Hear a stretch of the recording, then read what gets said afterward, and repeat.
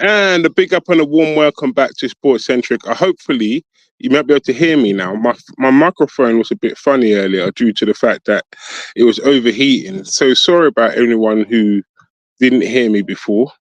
Hopefully, you can hear me now. Uh, what can I say? What can I say? The weather over here is unbelievably hot.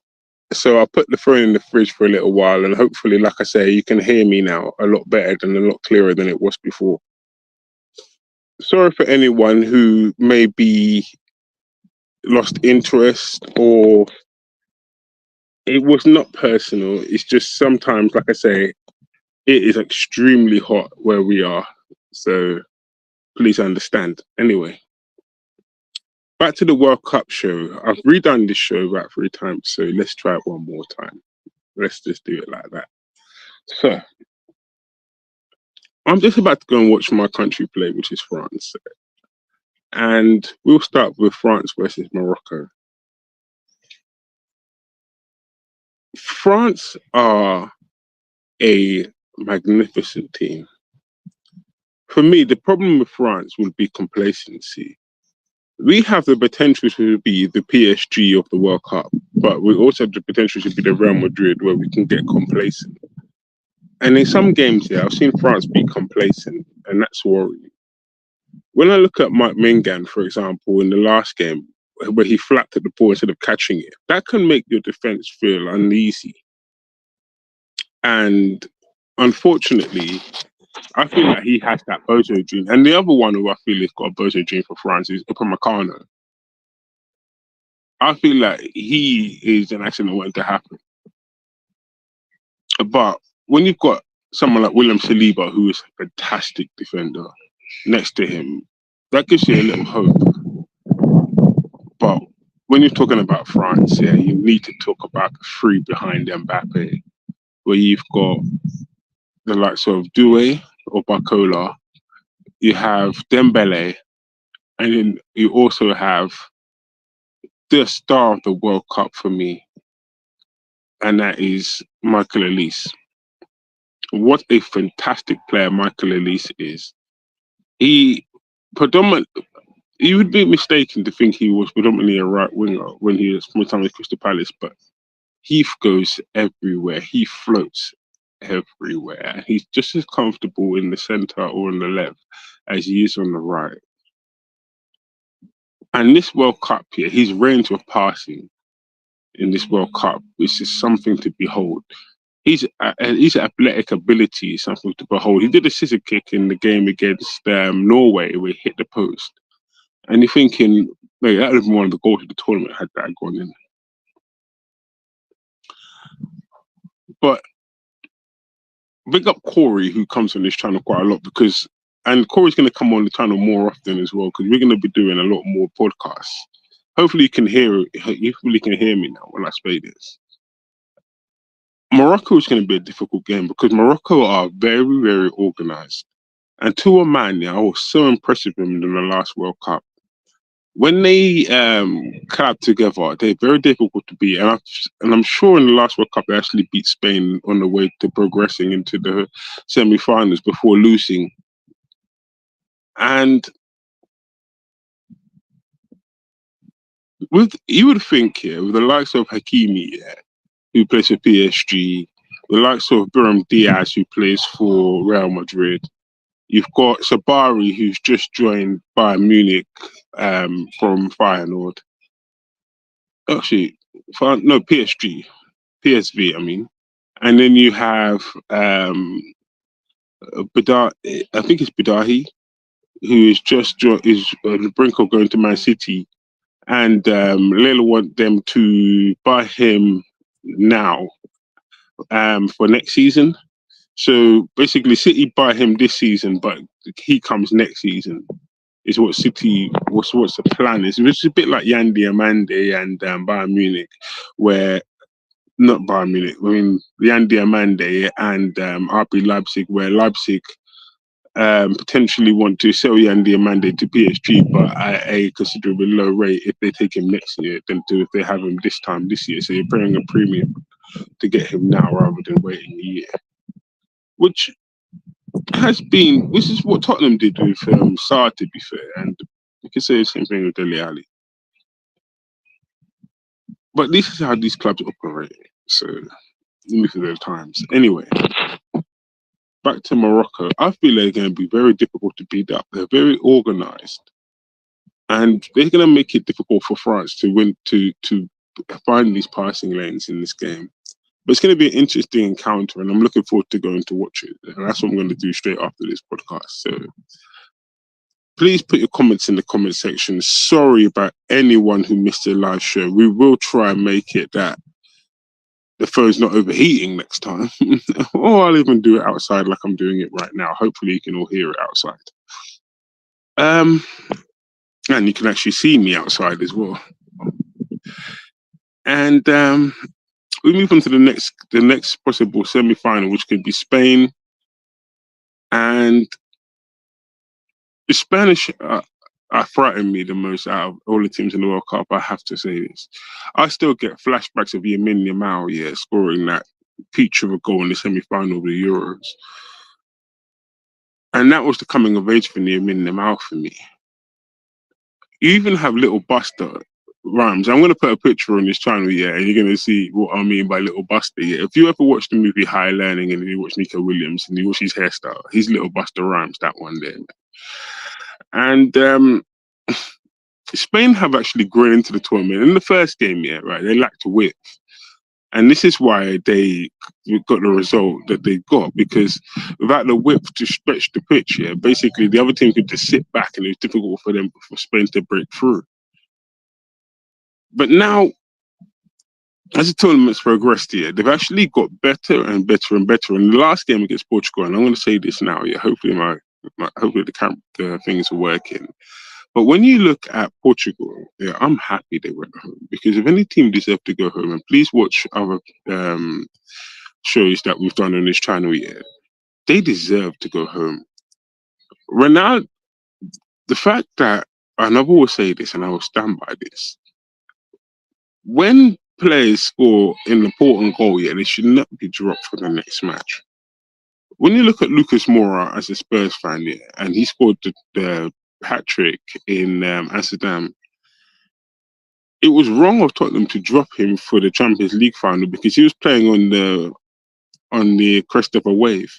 Big up Ellie Belly for this one. Thank you, Ellie Belly, and I'm sorry for any inconvenience earlier.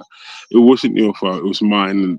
And thank you for telling me to put my phone in the fridge, because that's what helped as well, because it cooled the phone down. Hopefully the mic will work as well, hopefully. One can only hope these days. But let's continue with the show. Oh, and big up to Cookmeister. Apparently my mate's in the hospital, so a lot of love to you, my friend. Thank you very much. On a side note, Cookie, man, I told you to stop doing the Tottenham runs. You see what happened to your health, blood? Hold back, brother. Just let it wash over you. All right, anyway. You know I'm joking, man. You know it's nothing but luck. Anyway, back to this thing here. When you look at Spain, they've played their way into the tournament. Yamal wasn't impressive against Portugal, but you could see that the dynamics of Portugal, the dynamics of Spain is coming through, and they worry me as a France fan. I can't lie. But back to Portugal, I felt Portugal deserved to go out. And yes, I blame Ronaldo for his ego and not stepping aside. But then I blame Martinez because I look at Martinez and I think you're a coward of a manager. And I'm going to say this now, if I was the Portuguese FA, I would make Martinez swim back to Portugal, then sack his backside when he got there. Apparently, he's interested in Scotland at the moment. My only thing to Scottish fans is don't get Martinez, man. He ain't that good, trust me. He ain't worth it. So,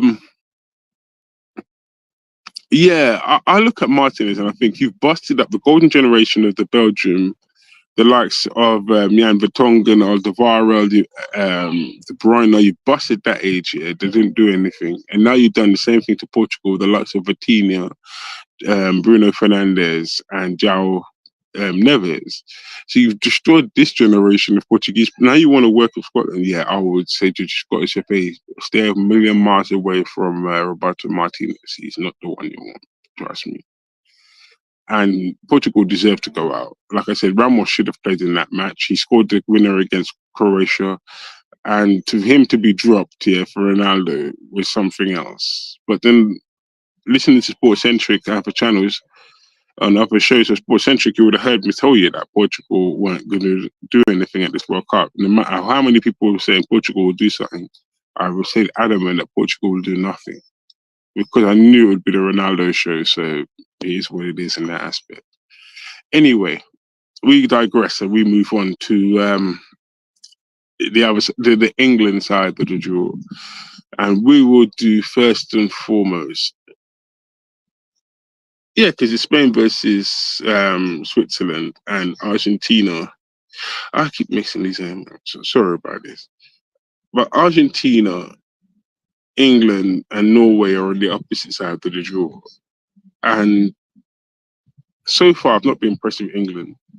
But we'll talk about England and Norway last. But we'll talk about Argentina first. And when you watch Argentina, offensively, they are very, very good. You've got Julian Alvarez, who is wanting to go to Barcelona from Atletico Madrid, and apparently he said something derogatory about Atletico Madrid in the previous match, but rescinded it in the last game. But you've got that news going on there, and you've got him up front, and you've got Lautaro Martinez, who is a fantastic striker as well. But it's all about the fulcrum of a team and Lionel Messi. And this is where my mate, well, you know who it is, Football Heritage, he's going to love this bit. That man does not look like he's aged. If anything, yeah, he looks like fine wine. He aged elegantly. He is still that fulcrum that he was 4 years ago when Argentina won the World Cup. He is that pivotal to how they are. The whole team is set up around him, and everybody around him are the legs. So, because he can no longer be mobile to move around everywhere, they're essentially his legs, and he is just. Think of it like a spider graph, yeah, and you've got different things coming out of it. You put Lionel Messi in the middle of the spider graph, and you put different Argentinian players playing around him, and that's how the team is set up, and it is brilliant to see. And my problem with Argentina is defensively. I am not a fan of Cristiano Romero. I find he gets out of position and gets caught out of position too often. If you watch the Egypt versus Argentina game, for example, yeah, yes, Romero scored the goal, and fair play for him scoring the Argentina goal that started the comeback. But if you watch the Egyptian second goal where Zizou got through, yeah, that's exactly where Romero would be as a defender. The fact that he wasn't there and Zizou came in so easily, I would question where was Romero. But that's just me. And I've watched him do this for Tottenham Hotspurs multiple times where he stepped out of position to go forward, being the extra attacker. And therefore, you've left yourself and the team wide open to a counter-attack. Now, Egypt weren't good enough to take advantage of it, and they faltered in the last 10 minutes. And Argentina get credit for able to win the game, yeah, not only from 2-0 down with 10 minutes to go, but to win the game convincingly in the 90 minutes itself. So I'll always give Argentina, but I'll always to say Egypt had the best chance they'll ever have here with 10 minutes to go, and yet they fluffed their lines. And dirty tactics here ended up costing them in the end anyway. So I don't hear any of the Egypt nonsense about, oh, Messi, all this. Just leave it, man. It's done, you lost. Now move on.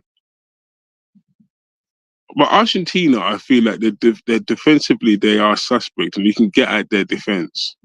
Otamendi is not getting any younger. And I expect them to get through to the semi-final, and I expect them to play either England or Norway. I think it'll be England. But Norway can't be written off as well, because Norway, And as we move to the last game, because I'm going to go in for the game in a minute, hopefully soon. I don't want to miss I'm going to miss the kickoff here, and I'm going to miss my favorite bit, which is the national anthem. It always brings a tear to my eye here in the French national anthem. Anyway, back to the podcast. Hopefully you'll all enjoy it. Hopefully you can hear it. Please tell me you can. But yeah, the last match. Let's talk about England-Norway, and we have to talk about Alf. Erling Haaland. I was about to say Alvin Haaland, you know, the dad. I was lucky enough to be able to watch him and Henningberg. Oh, gosh. But let's talk about Erling Haaland and what a machine this man is. He's always been a lethal goal scorer from his time in Norway, then going to RB Salzburg, then going to Borussia Dortmund, and now at Man City, the legacy continues. And against Brazil, he was just phenomenal. Do you know what I found weird, though? I'm going to say this now, yeah. My man, when he scores, yeah, you see how Erling Haaland takes the hairband off, brother? And then it's like automatically when when it goes back onto yeah, it's like it ties his hair back to normal. It's like, why are you taking your hairband on, mate? Mate, you might as well just have it out all the time, to be fair. But yeah, Norway's set up, and it's not just Haaland. You have to think of, do you know who else? I've always said this, and I'd love to see him at Spurs, and that is Berg, Patrick Berg for Bodo. He's a pivotal player for Bodo, and one of the players of the season in Norway. For those who watched the league, but that fantastic midfielder, an orchestrator from the midfield. And I hope people watch him because I feel he's so underrated as a footballer. And I would have him gladly at Tottenham Hotspurs. That's how good I rate Patrick Berg.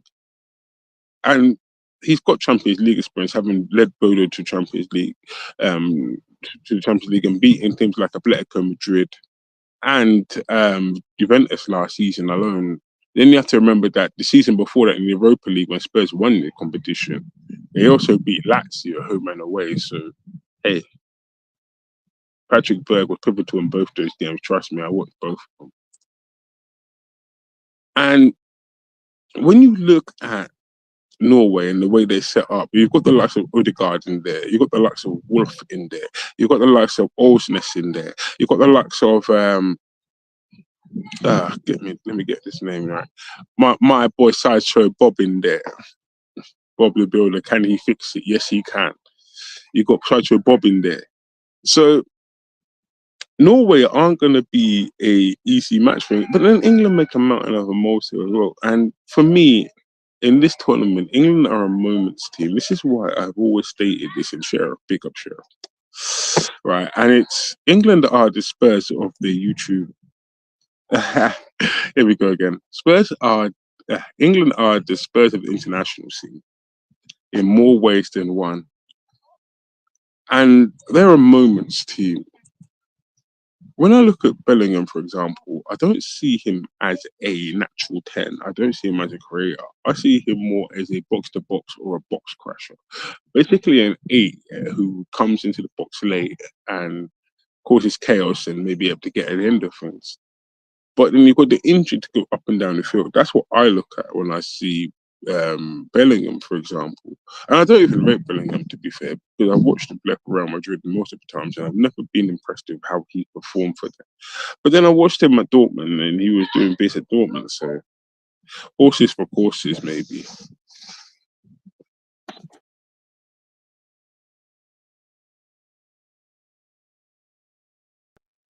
Harry Kane. Love you, Lubo, on it. But when you look at Harry Kane is an enigma unto himself in the fact that his numbers are extraordinary. But when it comes to the big games, and I mean the big games, yeah, I hope you can. Can you hear me now, Cookie? I hope you can hear me, brother. Love you, my friend. When you look at Now you take me off my favorite fork cookie, man. You're always bad to me, Cookie Master. I don't know why, man. Love you, man, but you're always bad to me, brother. Anyway,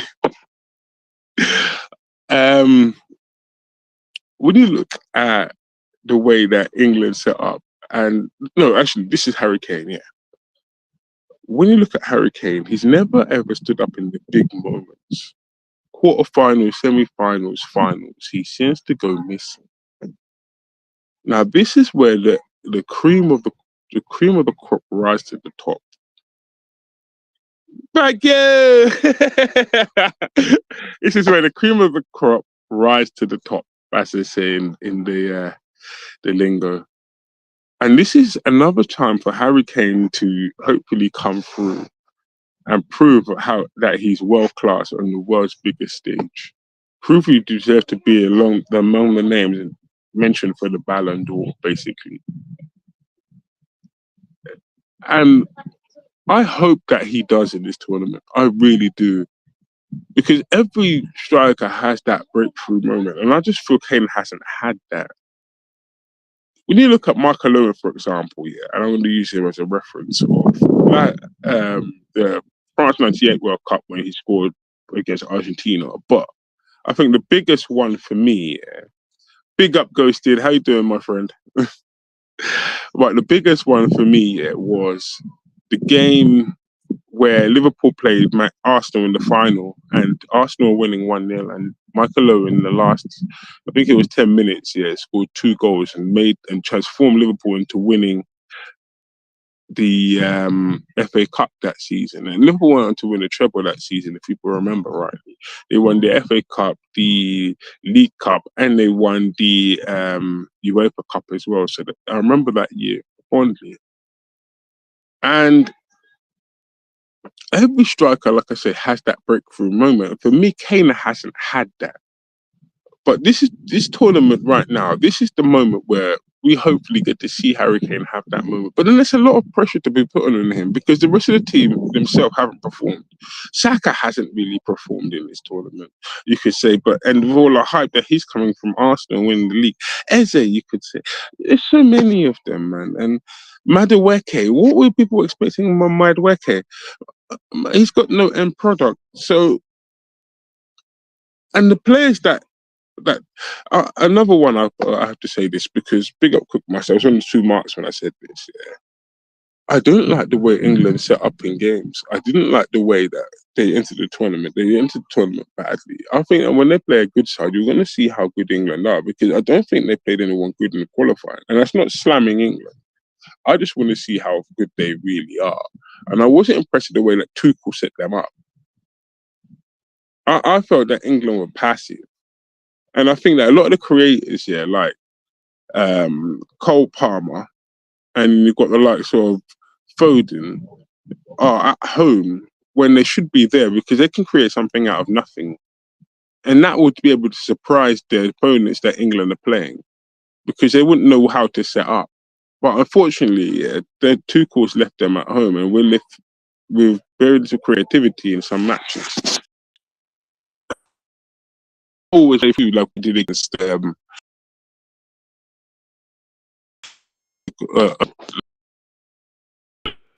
shut you out. And because teams are it's difficult to score. So interesting dynamics of the Norway England master. Yes, he did. But if you go back to one of your shows earlier, you'll actually see me saying that on your show, my friend. So newsflash before the thing actually happened, man. Look at that. I'm giving you superlatives before they even came out in the press, brother. How about that? But yeah, when you look at the World Cup,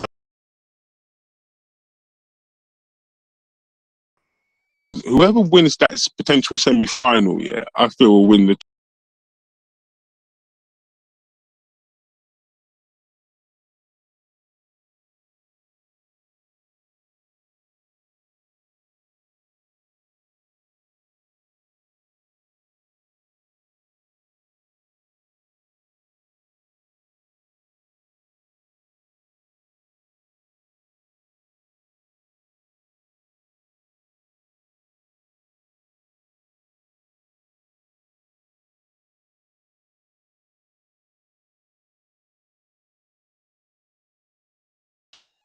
rugged the phone overheats again. I'm going to end the show there for tuning in.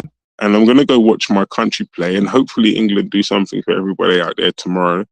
I'm going to try and get on a 2 marks soon if my mate Cook Marcel have me on. And we'll have a nice debate and a cup of tea over some of this World Cup talk, you know, and maybe some of the Tottenham talk in the news. And I'll see you next time on SportSentric. Bless, mate.